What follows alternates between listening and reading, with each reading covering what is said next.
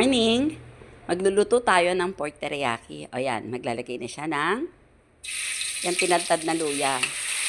Tapos yung minarinate na ko na pork.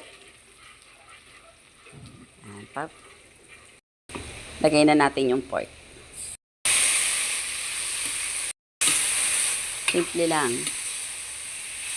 Huwag na natin artihan ang pork teriyaki natin. Ayan, gisa-gisa. Lagyan na natin siya ng Knorr cubes. Lagyan natin siya ng tubig. Tapos, ang pantitimpla ko lang dyan ay sugar kasi marami ng toyo. Okay, palambutin natin siya ha.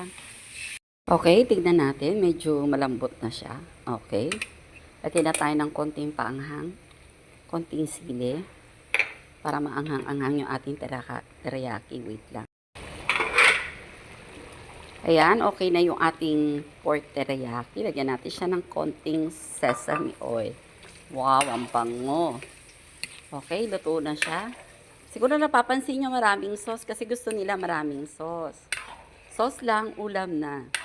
Okay, thank you for watching. Please like and share.